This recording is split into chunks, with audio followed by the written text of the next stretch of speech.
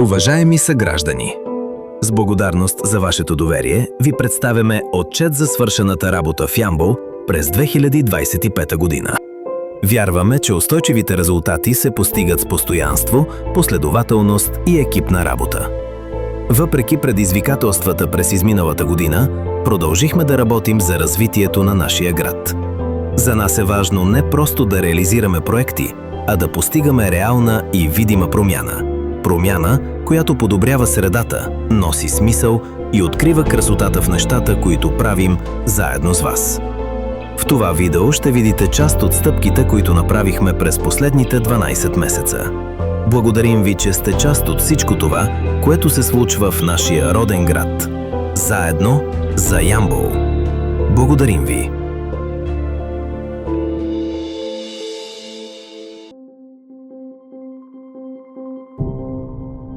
През 2025 година Община Ямбол реализира редица ключови инфраструктурни проекти, насочени към по-добра свързаност, безопасност и комфорт в градската среда.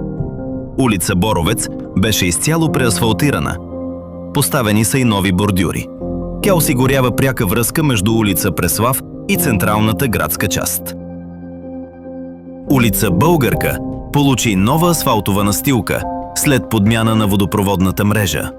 Обходната улица в жилищен комплекс Златен Рог в участъка от блок 28 до улица Българка беше преасфалтирана след подмяна на главен водопровод и изграждане на нови тротуари. Улица Мраморно море, основна и първостепенна улица в квартала, също беше преасфалтирана след подмяна на водопровод и изграждане на нова канализация. Предстои изграждането и на нови тротуари с бетонна настилка. През годината беше изградено ново кръгово кръстовище на улиците Димитър Благоев и Жорж Папазов в близост до зъболекарска поликлиника. Проектът подобри организацията на движението и повиши безопасността в един от натоварените участъци на града. В рамките на изпълнението беше подменен водопроводът, изградени са нови тротуари и бордюри, положена е нова настилка, както и модерно улично осветление, което осигурява по-добра видимост и сигурност в тъмната част на денонощието. На булевард Крайречен и улица Крали Марко при Биков мост беше извършена цялостна реконструкция. Изградено е ново кръгово кръстовище, подменен е водопроводът и е изградена нова канализация. Обновени са тротуарите и бордюрите, както и уличното осветление. С проекта значително се подобряват организацията на движението, безопасността и общият облик на пространството. Беше извършен основен ремонт и реконструкция на свързващата улица Георги Гарабчи Войвода в участъка от улица Русе до улица Индже Войвода, която беше в много лошо състояние. В обхвата на проекта е изградено и ново кръгово кръстовище. С изпълнението на проекта се подобри организацията на движението и се улесни достъпът до близките квартали. Подменена е настилката, оформени са нови бордюри и тротуари, а зоната е обезопасена с подходяща маркировка и осветление. Кръговите кръстовища са една от най-доказаните мерки за намаляване на тежките пътно-транспортни происшествия. Около 30% спад на инцидентите е отчетен в Габрово, Ямбол и в Пловдив.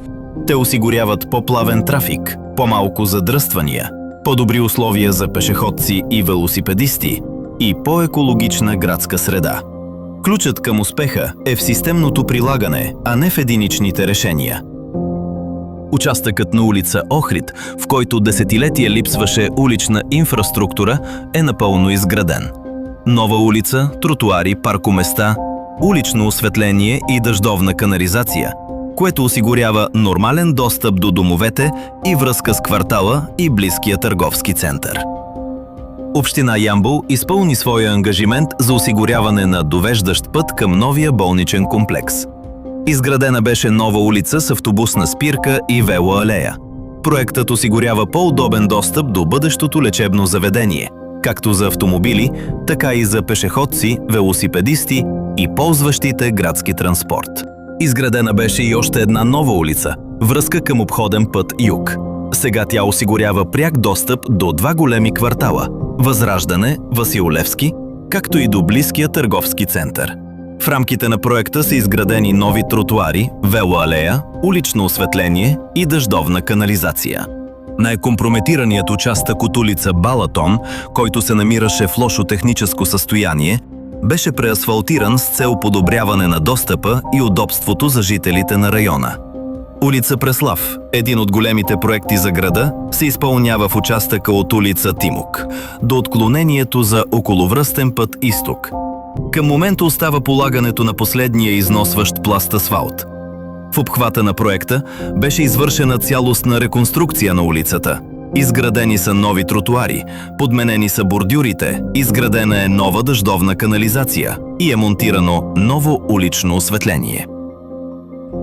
По улица Тимок беше подменен водопроводът. Подменени са старите бордюри и се изпълнява нова тротуарна настилка. Предстои да започнат дейностите и по последния етап от реконструкцията на улица Преслав, в участъка от улица Акация до улица Тимок. Пешеходната зона на улица Търговска. Дейностите по последния участък са в заключителна фаза. С изпълнението на този финален етап, всички пешеходни зони в центъра на града ще бъдат основно ремонтирани и обновени. Беше извършена цялостна реконструкция, изградена е нова дъждовна канализация, подменени са водопроводите, монтирано е ново улично осветление. Настилката е изпълнена с качествени материали от европейски производители, които гарантират дълготрайност и по-добър градски облик. Напредва основният ремонт и реконструкцията на централна градска част, етап 2, който обхваща улиците Стефан Стамболов, Стефан Караджа, Караколю и Богомил. По всички улици е извършена подмяна на канализацията, главния водопровод и водопроводните отклонения. Изградени са нови бордюри и тротуари, както и нова улична настилка. Остава само полагането на последния износващ пласт асфалт. В обхвата на проекта е включена и реконструкция на паркинга пред кооперативния пазар. Беше изградена клетка 2 от регионалното депо за битови отпадъци, част от дългосрочната инфраструктурна стратегия за подобряване управлението на отпадъците в града. Изградена беше нова велоалея по улица Ормана, която осигурява удобен, безопасен и по-добре организиран достъп до местността Ормана. Живописен и утвърден парк сред най-посещаваните зелени зони в града. Както обещахме, изградихме нова комбинирана алея от жилищен комплекс Доктор Дончев до квартал Георги Бенковски и улица Преслав. Тя създава пряка и удобна връзка за пешеходци и велосипедисти между квартал Ааврен и централната градска част. Скоро тази алея ще бъде осветена за по-голяма безопасност в тъмните часове на денонощието. През 2025 година беше изпълнена нова велоалея от околовръстен път Юг по дигата на облагороденото корито на река Тунджа до моста на Трите вятъра с дължина над 2600 метра. Неизградения участък ще бъде изпълнен в обхвата на предстоящото строителство на кръгово кръстовище на Каргонския мост. Малки участъци по трасето ще бъдат асфалтирани след приключване на подмяната на водопроводната мрежа в квартал Васил Левски. За по-удобен пешеходен и велосипеден достъп беше изградена и комбинирана алея в участъка от улица Индже Войвода до кръстовището с улица Клокотница.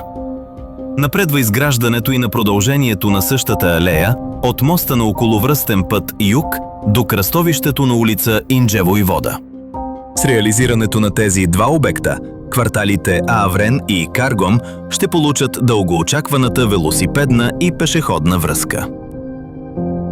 Само през 2025 година в Ямбол бяха изградени велосипедни и комбинирани алеи с споделен достъп с обща дължина 11 км.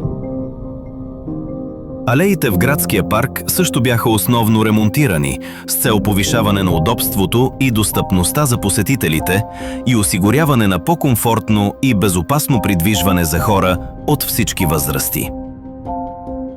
В различни квартали на града бяха изградени нови тротуари и пешеходни алеи, с което значително се подобри безопасността и удобството за пешеходците. Важен участък от улица Индже Войвода е отсечката от улица Галъц до околовръстен път Юг, където до този момент липсваше тротуар а придвижването беше затруднено. Подобренията продължиха и по улица Пирин, тротуар, осигуряващ достъп до Централна гара Ямбол и професионална гимназия по икономика.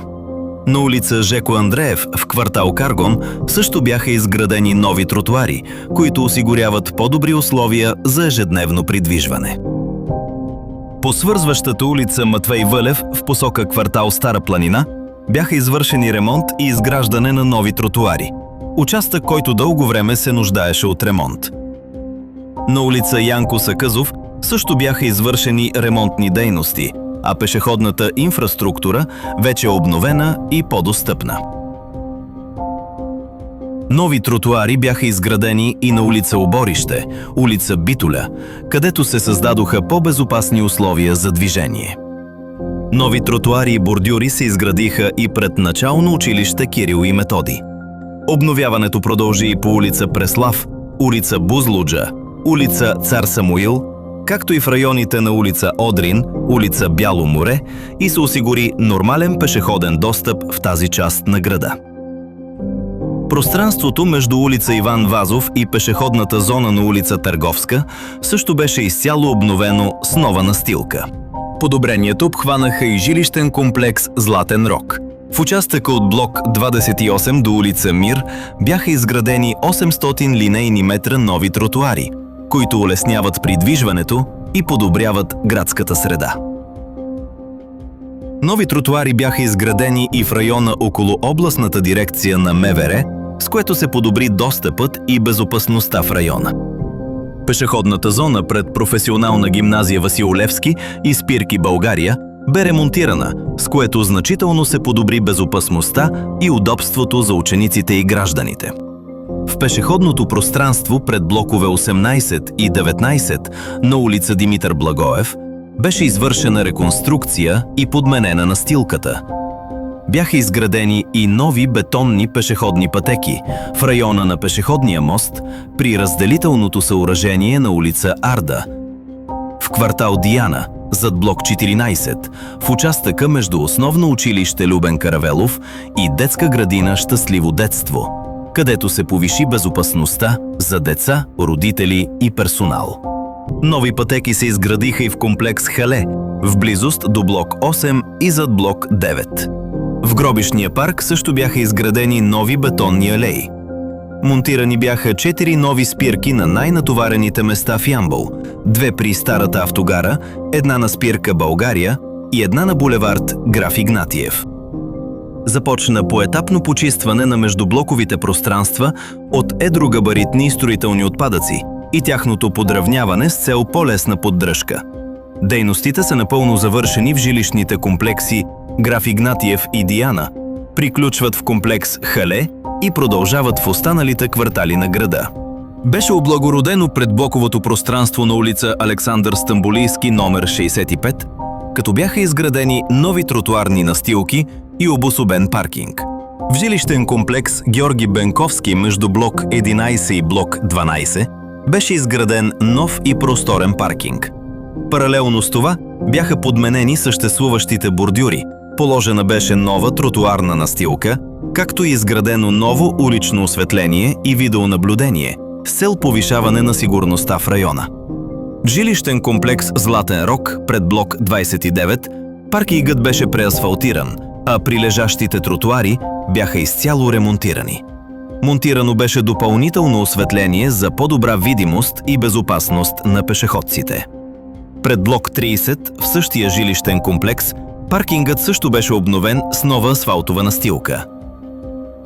В жилищен комплекс Хале между блок 3 и блок 5 беше извършен текущ ремонт на паркинга. Пред блок 3 бяха установени пропадания и сериозно компрометирани участъци, които бяха отремонтирани, а около блока бяха изградени и нови тротуарни алеи. В същия жилищен комплекс пространството между блокове 2 и 14 също беше обновено. В жилищен комплекс Граф Игнатиев пред блок 58 беше извършена цялостна реконструкция на паркинга. Улицата беше разширена за по-лесно и безопасно преминаване на автомобили, а тротуарите пред блока бяха основно ремонтирани. Нов паркинг беше изграден на улица Димитър Благоев до Резеи. Той обслужва работещите в района и гражданите, които посещават административни и здравни обекти. Монтирани са ново осветление и видеонаблюдение. В жилищен комплекс Диана, между блокове 2 и 3, беше извършена реконструкция на двете междублокови пространства. Изградени бяха нови тротуарни настилки, нови паркоместа и обновени общи пространства за по-голямо удобство на живущите. На улица Яворов, пред блок 16, беше изграден нов паркинг, тъй като до този момент на мястото липсваше настилка. Паралелно с това бяха изградени и нови тротуари пред блока.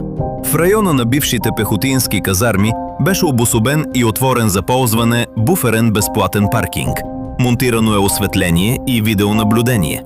През годината беше извършен текущ ремонт на компрометирани участъци от уличната мрежа с паважна настилка, с цел подобряване на проходимостта и безопасността на движението. Текущ ремонт беше изпълнен на улица Матвей Вълев, която свързва булевард Димитър Благоев с жилищен комплекс Стара планина.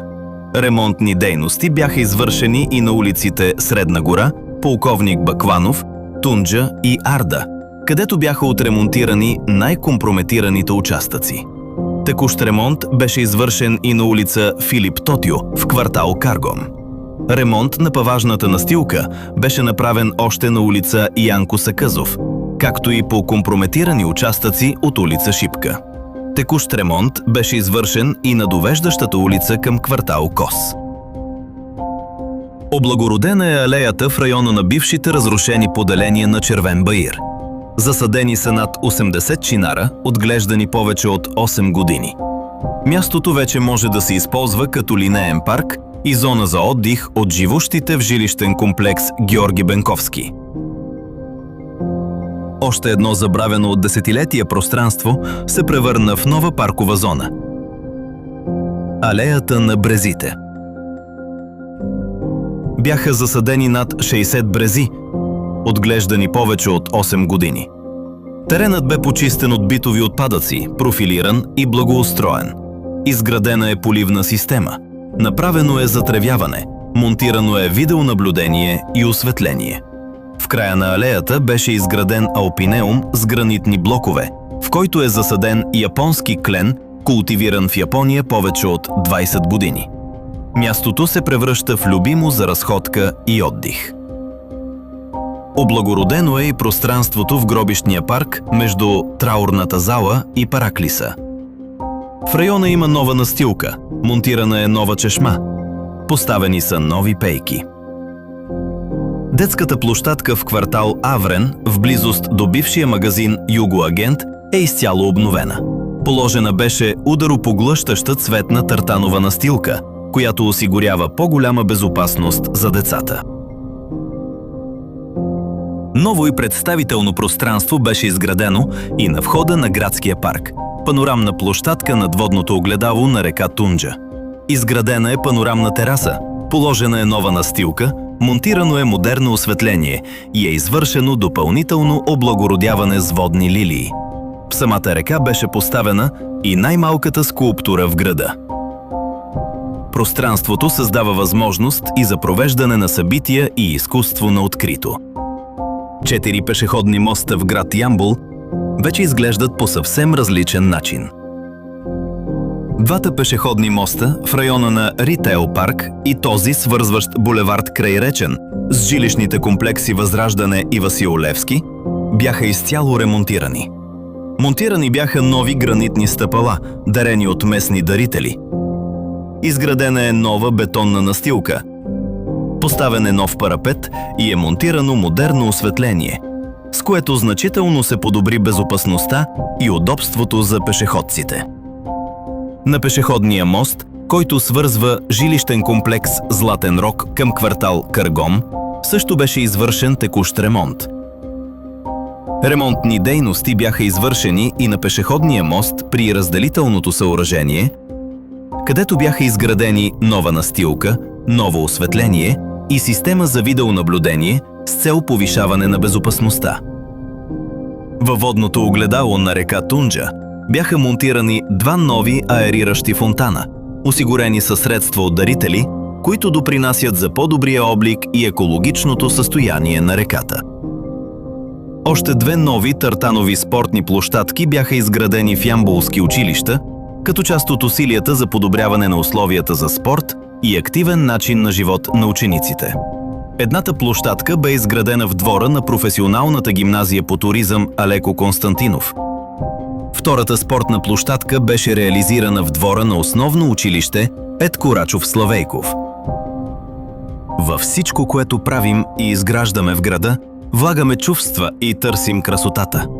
Трудно, но необходимо усилие. Това придава смисъл и завършеност на Ямбол. Беше преместен паметникът на ямболския творец Минчо Огнянов от района на Чергански път на ново, по-представително място, на входа на града откъм магистралата в посока Бургас. Процесът бе сериозно предизвикателство, тъй като творбата е с височина над 10 метра и е съставена от множество елементи. Още една изпълнена кауза и спазено обещание към жителите на Ямбол.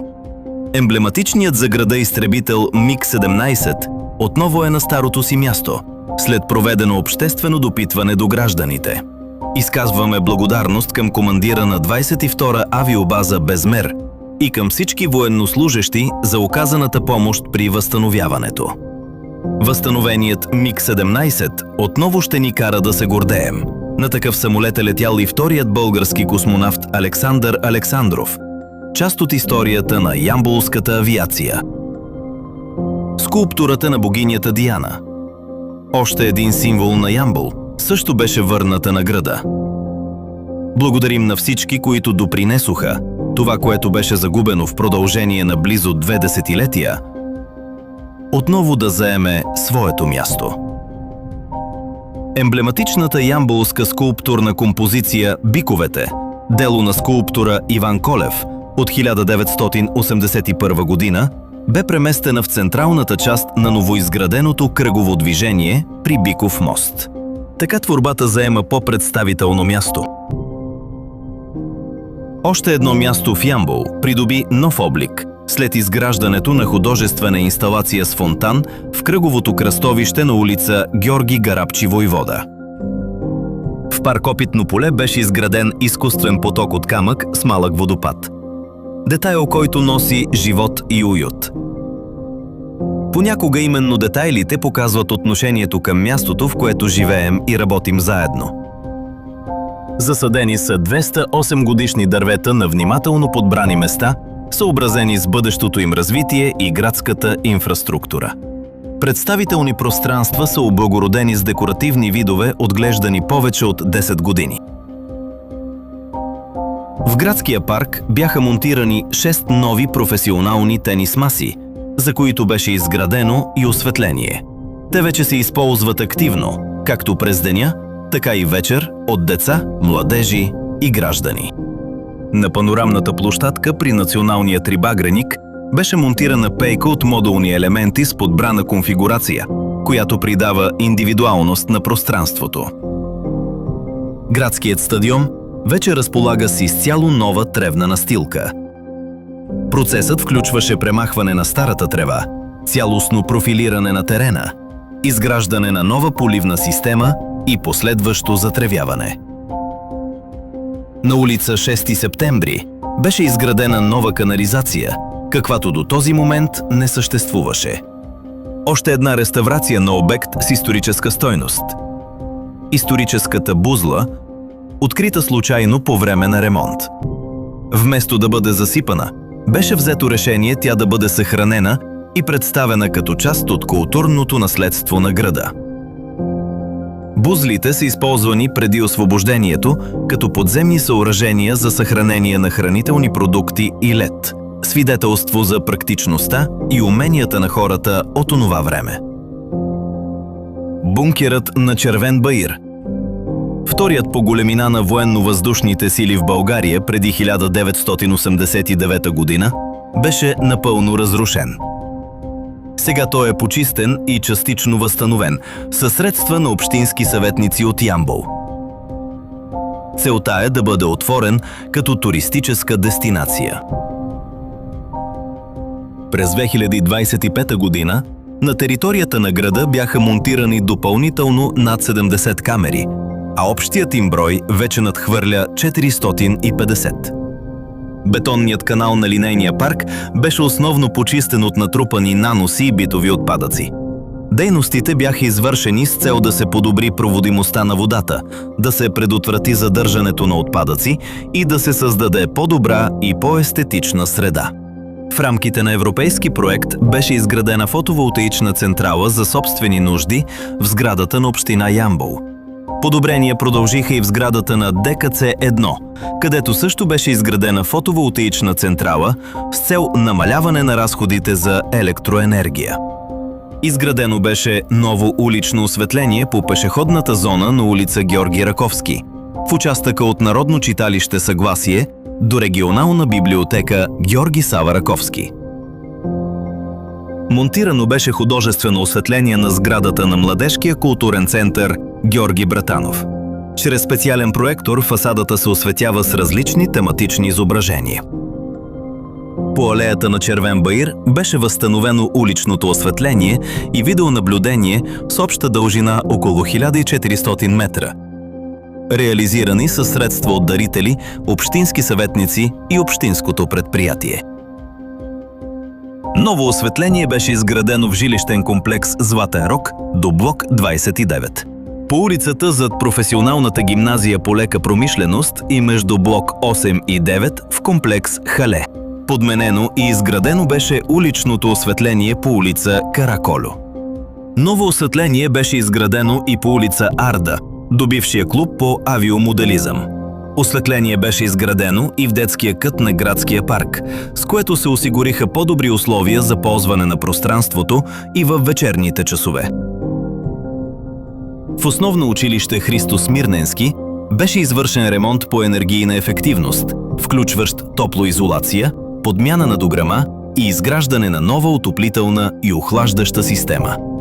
В детска градина «Щастливо детство» беше реализиран цялостен ремонт с мерки за енергийна ефективност и вътрешни обновителни дейности.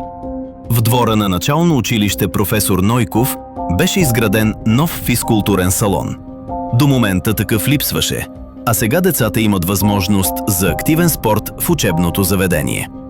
В професионалната гимназия по лека промишленост, екология и химични технологии се изгражда нов физкултурен салон, който ще се използва както от учениците, така и за обществени събития.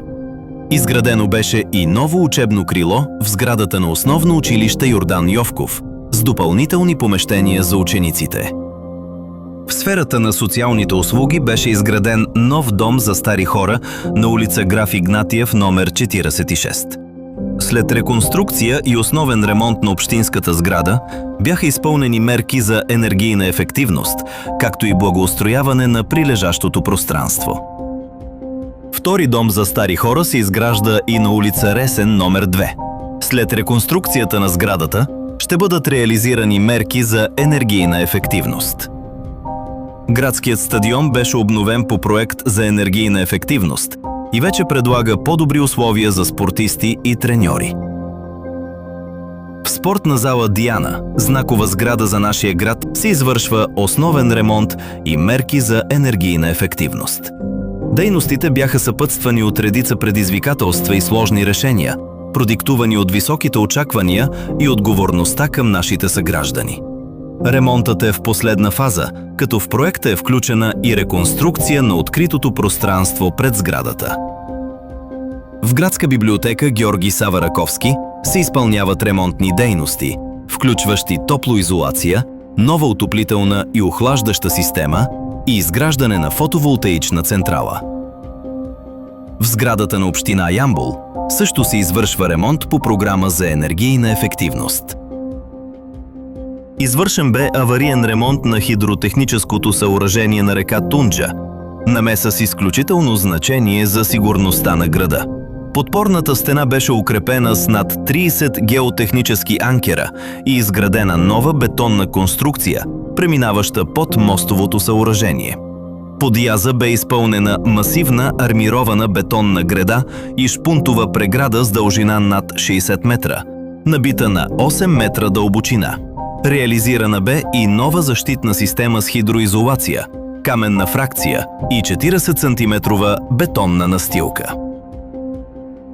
По отношение на санирането на жилищни сгради в град Ямбол, строителните дейности са приключили в жилищен комплекс Хале, блок 6, както и на улица Крали Марко, блок 80.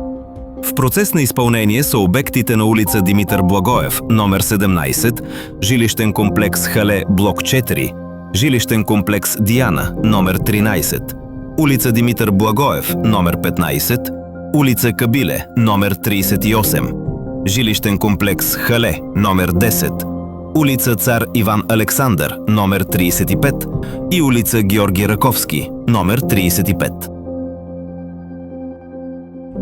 През 2025 година Община Ямбол затвърди активната си роля в развитието на спортния живот в града. За четвърта поредна година в Ямбол се проведоха Националният ученически фестивал по утринна гимнастика, инициативата «Спортувай с президента» и националната проява по повод Световния ден на предизвикателството. Събитията събраха над 1000 деца в най-дългия линеен парк в България. Градът отново беше домакин на Ямбол Рън, като програмата включваше инициативи за детска атлетика и спортни занимания под формата на игра и съревнование. Лесопарк Боровец прие международно състезание по планинско колоездене в олимпийската дисциплина Крос Кантри Олимпик, носещо точки за световната ранглиста.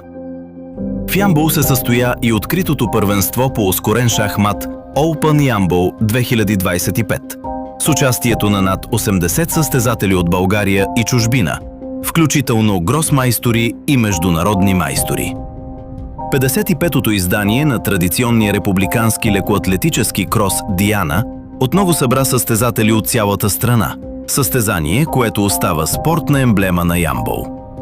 Световният ден на ходенето беше отбелязан с масов поход, в който се включиха близо 300 граждани от различни възрастови групи. Ученическите спортни игри традиционно заеха важно място в спортния календар на общината, обхващайки 8 вида спорт. Близо 100 деца взеха участие в състезание по плуване, проведено в басейна на езиковата гимназия Васил Карагьозов. За поредна година градът беше домакин и на държавно първенство по тандемно колоездене за незрящи, с участието на над 40 състезатели. През 2025 година Ямбол утвърди активната си роля в развитието на културния и обществения живот. Годината беше наситена с разнообразни прояви, а към утвърдените събития бяха добавени и нови формати, които намериха своята публика. Ямболии умеят да работят с постоянство и отговорност. Но умеят и да празнуват, да бъдат заедно, да пазят традициите си и да ги предават напред. Международният маскараден фестивал Кукерландия отново събра хиляди участници и гости. Дефилетата, карнавалното шествие и традиционните маскарадни игри превърнаха града в притегателен център за фолклор и фестивален туризъм. Великденските празници донесоха обновена украса и едно от най-красивите празнични пространства в страната. Голямо цветно сърце – проект, чиято изработка и монтаж бяха предизвикателство, но бързо се превърна в любимо място за снимки. За втора поредна година бяха раздадени над 1000 безплатни козунаци на пенсионери и хора в нужда. Празникът на Ямбол Свети Дух включи участие на стотици деца, концерти и събития в градския парк и централната част на града. По този повод бяха открити нови изложби в художествена галерия Жорж Папазов, включително традиционната експозиция «Светлината». Новият фестивал Бириманджаро събра хиляди жители и гости в градския парк и затвърди образа на Ямбол като град, който развива съвременни фестивални формати. Денят на младежта се проведе в парк Опитно поле с игри, спортни активности и вечерна концертна програма, създавайки пространство за изява и срещи на младите хора. Фестивалът Ямбол ни събира превърна централния площад в тридневна фестивална зона с музика, диджей и разнообразна храна. Коледните празници и ямболският коледарски буенек отново оживиха центъра, кварталите и площадите с музика и стотици коледари, които съхраниха и предадоха напред уникалната традиция на града. И тази година лятното кино на Ямбол събра хиляди почитатели на българското кино под открито небе. Подбрани бяха обичани заглавия от класиката и от съвременното родно филмово изкуство, които превърнаха летните вечери в истински празник на културата и споделените емоции. През годината Ямбол отбеляза националните празници и значими годишнини с възпоменателни церемонии и обществени инициативи. Така градът отдаде заслужена почит към историята, традициите и хората, които са изградили нашата общност. Безистен, музеят на бойната слава, галериите и сцените на Ямбол бяха живи пространства с изложби, концерти, театър и образователни събития. Културата не беше просто част от календара. Тя беше част от ежедневието. И когато светлините на сцената угаснат, когато музиката притихне и площадът се изпразни, остава нещо по-важно. Усещането, че сме заедно. И докато сме заедно, Ямбол ще продължава да живее, да създава и да вдъхновява. Градът не се измерва само в улици и сгради. Той се измерва в дух. А духът на Ямбол е жив. Заедно продължаваме.